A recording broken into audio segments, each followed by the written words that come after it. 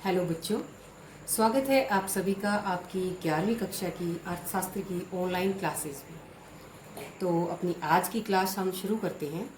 आज हम अपनी 11वीं कक्षा में पढ़ेंगे अपना वही चैप्टर 4 आंकड़ों का व्यवस्थीकरण, ऑर्गेनाइजेशन ऑफ डाटा। हम इस चैप्टर के अंदर 3 पार्ट्स हम कर चुके हैं। ये हमारा पार्ट 4 है। पार्ट 4 चौथी वीडियो है हमारी, ये चौथे चैप्टर की। तो आज की वीडियो में हम पढ़ेंगे श्रृंखलाओं के प्रकार, टाइप्स ऑफ सीरीज। पिछली वीडियो में मैं आपको बता चुकी हूँ कि श्रृंखलाएं कहते किसे हैं।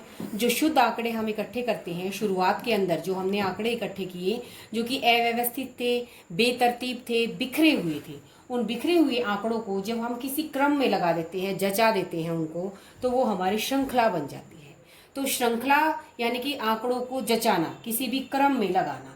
तो श्रृंखलाएं भी कई प्रकार की होती है, यानी कि आंकड़ों को जचाने के कई तरीके होते हैं। तो आज हम उन तरीकों को, उन टाइप्स को पढ़ेंगे।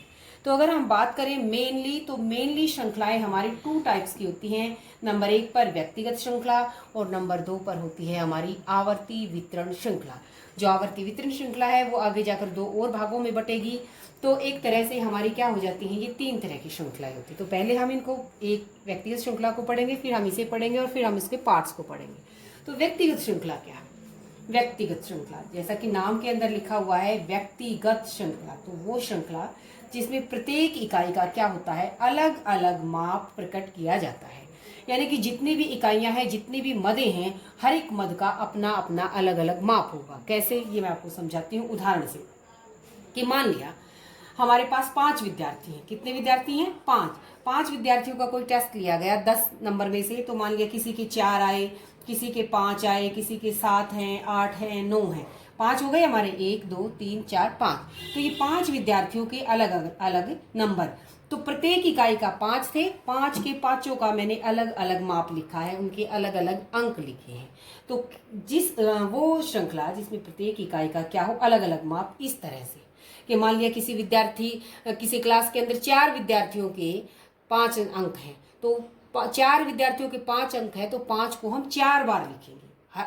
5 को 4 बार, तो यानी कि जितने जिसके अंक है उसको हर एक बार अलग अलग से लिखा जाएगा। प्रत्येक इकाई का अलग अलग माप का मतलब यही है कि अगर एक जो अंक है या एक जो मात्रा है वो कईयों की है, तो जितनों की भी वो है उसको उतनी बार हम अलग अलग से लिखेंगे। तो उसे कहेंगे हम व्यक्तिगत श्रृंखला। तो व्यक्तिगत श्रृंखला की यही एक लाइन की डेफिनेशन है कि जिसमें प्रत्येक इकाई का क्या हो, अलग अलग माप हो। इस तरह से कि मान लिया अगर 5 अंक 2 जनों के होते तो 5 को हम 2 बार लिखेंगे, ठीक है।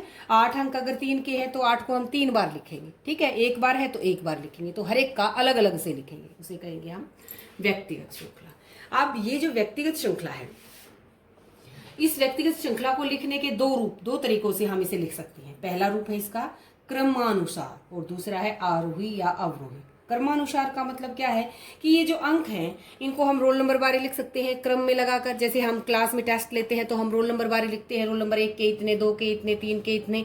अगर कईयों के एक जैसे हैं तो वो उतनी बारी लिखे जाएंगे। तो या तो हम उनको क्रम के अनुसार लिख सकते हैं, या हम इस तरह से लिख सकते हैं कि सबसे ज्यादा नंबर जिसके है पहले उनके लिख लिए, फिर जिसके कम है उनके लिख लिए, मतलब कि आरोही और अवरोही क्रम। तो जो व्यक्तिगत श्रृंखला है, उस व्यक्तिगत श्रृंखला को लिखने के 2 रूप है, क्रम के अनुसार या आरोही और अवरोही, या हम इसको बढ़ते और उतरते क्रम में कह सकते हैं। तो व्यक्तिगत श्रृंखला की परिभाषा होगी प्रत्येक इकाई का अलग अलग माप, जैसे मैंने उदाहरण दिया। इसके लिखने के 2 रूप, या तो हम क्रम के अनुसार या आरोही और अवरोही रूप में हम इसे लिख सकते हैं। अब आती है हमारी श्रृंखला की दूसरी टाइप, जिसका नाम है आवर्ती वितरण श्रृंखला। जो आवर्ती वितरण श्रृंखला है उसके 2 आगे अलग 2 पार्ट और कर दिए गए। आवर्ती वितरण श्रृंखला के अंदर हम 2 श्रृंखलाओं को पढ़ेंगे। तो जब पहले हम आवर्ती वितरण और आवर्ती वितरण श्रृंखला के इन 2 टाइपों को पढ़ें, उससे पहले ये जो श्रृंखला है इसके अंदर कुछ शब्द होंगे जो बार बार रिपीट होंगे, प्रयोग होंगे, तो उनका हम अर्थ समझ लेते हैं। जैसे आवर्ती वितरण में सबसे पहला अक्षर क्या आ गया? आवर्ती आ गया। क्या होती है आवर्ती? तो आवर्ती का अर्थ क्या है पहले ये समझते हैं, फिर हम पहली और इसकी जो दूसरी टाइप है इसे पढ़ेंगे। आवर्ती क्या है? आवर्ती को अगर हम करें, इंग्लिश में बात करें, तो इसे हम फ्रीक्वेंसी बोलते हैं। क्या बोलते हैं? फ्रीक्वेंसी। एक मद, मद का मतलब कोई भी इकाई, कोई भी अंक, ठीक है, वो एक मद एक श्रृंखला में जितनी बार आता है वो उसकी क्या है, आवर्ती है, फ्रीक्वेंसी है। जैसे मैंने अभी आपको ऊपर बताया कि इस श्रृंखला के अंदर देखिए, इस श्रृंखला के अंदर 5 कितनी बार आया है, 2 बार, तो 5 की आवर्ती क्या हो गई, 2। 7 एक बार आया है तो 7 की आवर्ती 1। अगर 7 3 बार आता तो 7 की आवर्ती होती 3। तो यानी कि किसी भी श्रृंखला के अंदर कोई मद, ये हमारी मदें हैं, ये मद जितनी बार आएंगी, जितनी बार आती हैं, यानी कि जितनी बार आई वो क्या है हमारी, उसकी फ्रीक्वेंसी है, आवर्ती है। तो कोई अंक रिपीट कितनी बार होता है उसे हम क्या कहेंगे, उसकी फ्रीक्वेंसी कहेंगे, आवर्ती कहेंगे। उदाहरण के माध्यम से मैंने बता दिया, जैसे 5 की आवर्ती 2 बार 5 आया है तो 5 की आवर्ती क्या हो गई, 2 आवर्ती हो गया। इसके अलावा एक और शब्द आएगा, वर्ग आवर्ती। वर्ग आवर्ती क्या है, अब आवर्ती तो हमने यहाँ पढ़ लिया है, लेकिन यहाँ पर क्या है, वर्ग आवर्ती। तो वर्ग आवर्ती क्या होती है, किसी भी वर्ग में मदों की आवर्ती।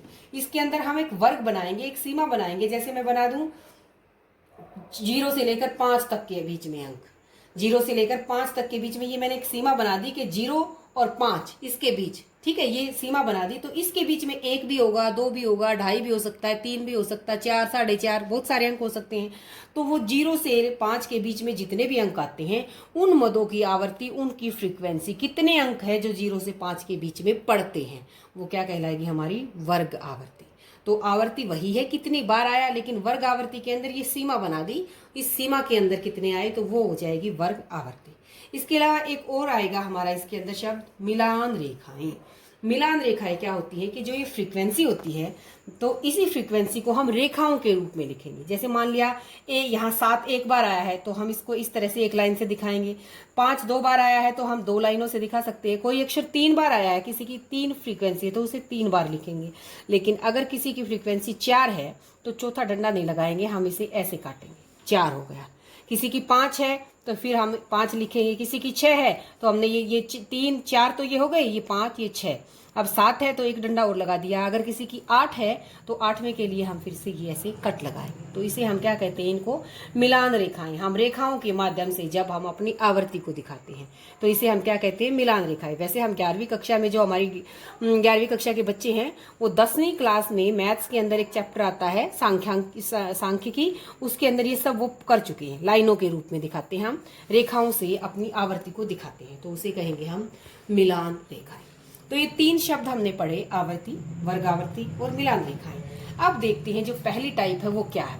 तो जो पहली टाइप है उसके 3 नाम दे रखे हैं यहाँ पर। इसको विविक्त भी कहते हैं, खंडित भी कहते हैं, आवर्ती व्यू भी कहते हैं। लेकिन जो विविक्त है, विविक्त और का बहुत कम प्रयोग होता है, खंडित का सबसे ज्यादा होता है और आवर्ती व्यू का सबसे कम होता है प्रयोग। तो क्या होती है विविक्त या खंडित या आवर्ती व्यू रचना, ज्यादातर खंडित शब्द का यूज होएगा। तो विविक्त या खंडित श्रृंखला क्या होती है, वह श्रृंखला जिसमें प्रत्येक मद का निश्चित माप स्पष्ट हो जाए। प्रत्येक मद का निश्चित माप, यहाँ पर मैंने लिखा था प्रत्येक माप इकाई का अलग अलग माप, अलग अलग की जगह सिर्फ यहाँ पर क्या है, प्रत्येक इकाई का निश्चित माप स्पष्ट हो जाए। यही थोड़ा सा अंतर है, यहाँ प्रत्येक इकाई का अलग अलग, यानी कि अगर कोई अक्षर 4 बार आया है तो हम उसको 4 बार रिपीट करेंगे। यहाँ हम उसको 4 बार अलग अलग से रिपीट ना करके उसका निश्चित माप बना लेंगे। तो कैसे, जैसे मैं अभी आपको उदाहरण देती हूँ। मान लिया ये 11वीं कक्षा के 10 स्टूडेंट्स हैं। कितने हैं, 10 स्टूडेंट्स के अंक है। अब इनको गिन के देखेंगे तो ये 10 मिलेंगे। तो 10 1 2 3 4 5 6 7 8 9 10, ये 10 विद्यार्थी हैं। 10 विद्यार्थियों के अलग अलग माप है। खंडित श्रृंखला में हम इसको कैसे लिखेंगे, हम इसको खंडित श्रृंखला में इस तरह से लिख सकते हैं। जैसे मैं यहाँ लिख देती हूँ अंक, ठीक है। अंक के अंदर सबसे कम अंक कितना है, हम ऐसे सीरीज में लिख लेते हैं भाई, 3 है। 3 और क्या है, 4 है। 4 के बाद क्या है, 5 भी है। 6 नहीं है इसके अंदर, 7 भी नहीं है। फिर क्या है, 8 है। 8 के बाद क्या है, 9 भी है और फिर 10, इतने ही अंक है। अब इसकी क्या लिख देते हैं, हम फ्रीक्वेंसी लिख देते हैं, आवर्ती, जिसे हम क्या कहते हैं, आवर्ती। फ्रीक्वेंसी की जगह मैं यहाँ आवर्ती लिख देती हूँ क्योंकि मैंने आवर्ती आपको बताया है। तो ये आवर्ती।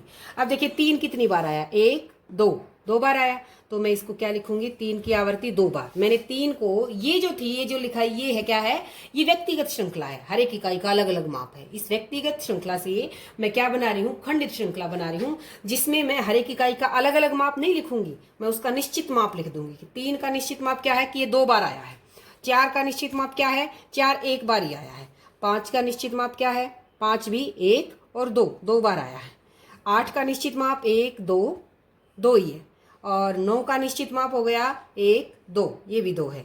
और 10 का निश्चित माप है 1।